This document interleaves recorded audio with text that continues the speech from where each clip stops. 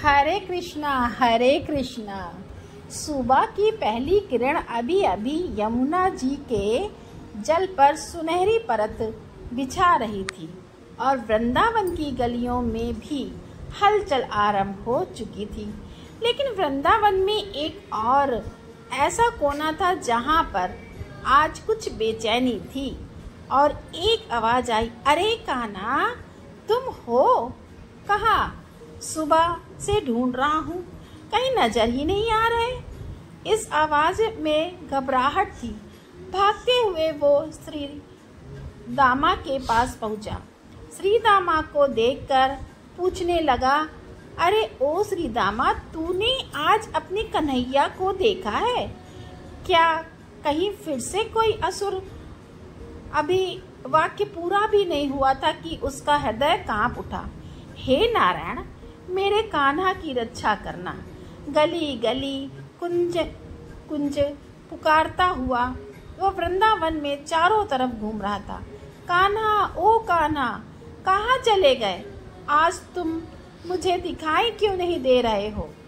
ओ नन्हा सा ग्वाल पाल था जो अपने प्रिय मित्र कृष्ण को ढूंढ रहा था। लेकिन आखिर कौन था यह बालक, और आज कृष्ण उससे दूर क्यों चले गए थे? वह इतना व्यथित होकर क्यों कान्हा को ढूंढ रहा था? इन सभी प्रश्नों के उत्तर हैं हमारी आज की जन्माष्टमी कथा में।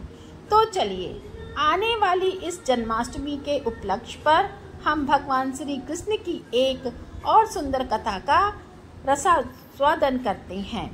आइए आज की जन्माष्टमी कथा आरंभ करते हैं। जितने मनमोहक कृष्ण हैं, उतने ही रोचक उनके सारे सखा। पूरा दिन कृष्णा के साथ खेलना, खाना पीना और शरारतें करना, और रात को नींद में भी कान्हा को ही याद करना, बस यही है उनके जीवन के सबसे महत्वपूर्ण कार्य। अब देखिए, भगवान के यह सभी सखाओं में एक सखा थे और उनका नाम था भद्रा। वो कृष्ण के साथ परछाई बन के रहता। जहाँ भी कृष्ण जाते वहाँ वे चले जाते। यहाँ तक कि रात को भी वह अपने घर जाने में कई बार आनाकानी करता। कभी कभी तो वह कृष्ण के साथ ही सो जाता। उसकी मैया जब भद्रा को घर लेने आती तो वह किसी बहाने से कृष्ण के साथ ही रहने की जिद करता। अब एक दिन क्या हुआ कि प्रातः काल में सारे ग्वाल बाल अपनी अपनी गायों को लेकर बाहर आ गए और निकल पड़े चराने के लिए गोवर्धन की ओर। लेकिन आज भद्रा ने देखा तो कृष्ण कहीं दिख नहीं रहे थे। उसने श्रीदामा से पूछा, अरे ओ श्रीदामा, क्या तूने कन्हैया को देखा? आज सुबह से मैं उसे ढूंढ रहा हूँ, लेकिन मुझे नहीं मिल रहा। पता नहीं कहाँ चला गया है। कहीं ऐसा तो नहीं फिर से कोई असुर आ गया हो और उसके प्राण संकट में हो? मुझे तो बड़ा भय लग रहा है। चलो ना श्रीदामा, मेरी सहायता करो।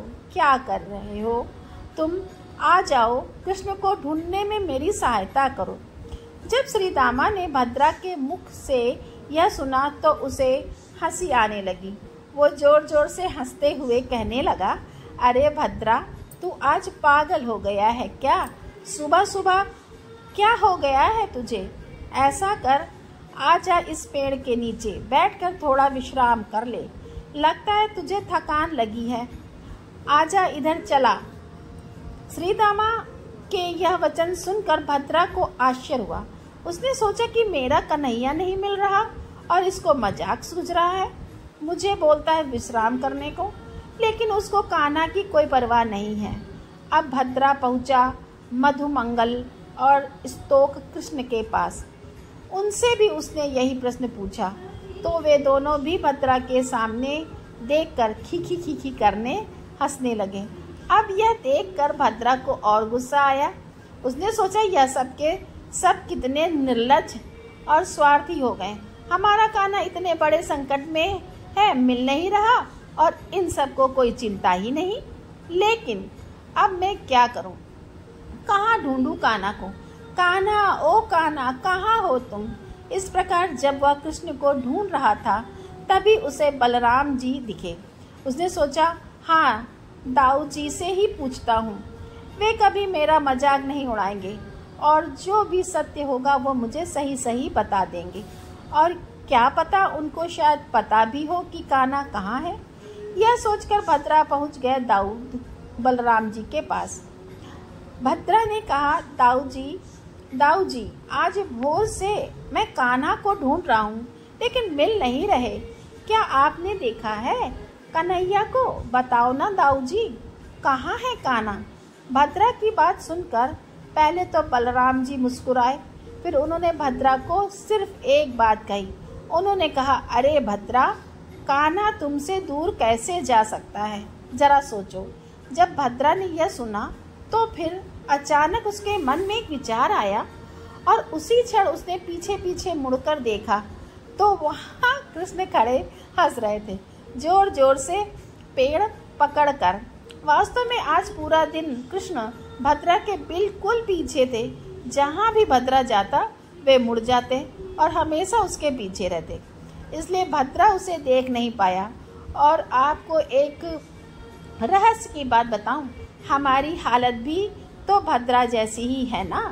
कई बार हम कृष्ण को ढूंढने का प्रयास करते रहते हैं और बाहरी चीज़ों में, स्थानों में और पता नहीं कहाँ कहाँ, लेकिन हम यह भूल जाते हैं कि वास्तव में तो कृष्ण हमारे साथ ही हैं। समय अच्छा हो या बुरा, वे कभी हमारा साथ छोड़कर नहीं जाते, क्योंकि परछाई कभी इंसान का साथ नहीं छोड़ती। भला हो, बस वे परछाई ही हैं। हो सकता है हम उन्हें देख ना पाएं, लेकिन अगर हम उन्हें पर श्रद्धा और विश्वास करते हैं तो वे सदैव हमारे साथ रहते हैं, हमारे परम हितैषी मित्र बनकर। चलिए इसी भद्रा की एक और कथा आपको सुनाते हैं। एक दिन कृष्ण और सभी ग्वाल बाल भिन्न भिन्न खेल में व्यस्त थे। सबको बड़ा आनंद आ रहा था। उतनी देर में भद्रा कृष्ण के पास पहुंच गया और उसने कृष्ण से कहा, कान्हा चलो चलो, अब यह खेल समाप्त करो। अब तुम्हें भूख लगी है, चलो जल्दी से आ जाओ और कुछ भोजन कर लो। यह देखो, मैया यशोदा ने आज हम सबके लिए कितने स्वादिष्ट व्यंजन भेजे हैं। आ जाओ चलो। लेकिन यह तो कृष्ण है, किसी के आदेश का पालन ऐसे ही थोड़ी ना कर लेंगे। तो बस वे अपना खेल खेलते रहे। भद्रा ने अनेक बार उन्हें बुलाया, लेकिन कन्हैया आ ही नहीं रहा था। आखिर थक हार कर भद्रा को गुस्सा आ गया और कृष्ण से नाराज होकर वह एक गुफा में जाकर बैठ गया। जब कृष्ण और बाकी सखाओं ने देखा तो उन्हें लगा कि यह ऐसे ही थोड़ी नाराज है, कुछ समय बाद आ जाएगा वापस। लेकिन काफी समय हो गया, भद्रा आया नहीं। इसलिए कृष्ण ने कहा, कोई बात नहीं, मैं उसे मनाने के लिए जाता हूँ। अब देखिए, कृष्ण इतने सीधे साधे तो है नहीं कि वह चुपचाप जाएं और उसको मना कर वापस ले आएं। वो है जलेबी जैसे, हर बात में कोई ना कोई शरारत उन्हें हमेशा सूझती रहती है। तो बस इस बार भी कृष्ण ने सोचा कि अच्छा अवसर है, मैं उसे मनाऊंगा तो सही, लेकिन पहले उसे डराऊंगा। यह सोचकर कृष्ण ने एक बड़े से शेर को बुलाया। वह शेर इतना बड़ा था कि उसे देखकर कोई भी डर जाएगा। उसके बाद कृष्ण ने स्वयं को भी शेर के रूप में परिवर्तित कर दिया। जब जिस गुफा में भद्रा नाराज होकर बैठा हुआ था, उसी गुफा में शेर बने हुए कृष्ण ने प्रवेश किया। अंदर जाकर उसने भद्रा के सामने जोर से दहाड़ लगाई और जानते हो क्या हुआ? भयभीत होने के बजाय भद्रा ने उस शेर बने हुए कृष्ण से कहा, बोला था ना मैंने कि तुम्हें भूख लगी है, कब का बुला रहा था कि भोजन कर लो, भोजन कर लो, भोजन कर लो, आ जाओ। लेकिन नहीं, तुम्हें तो खेलना है, तो जाओ अब खेलो। यह सुनकर कृष्ण को इतना आश्चर्य हुआ कि पूछो मत।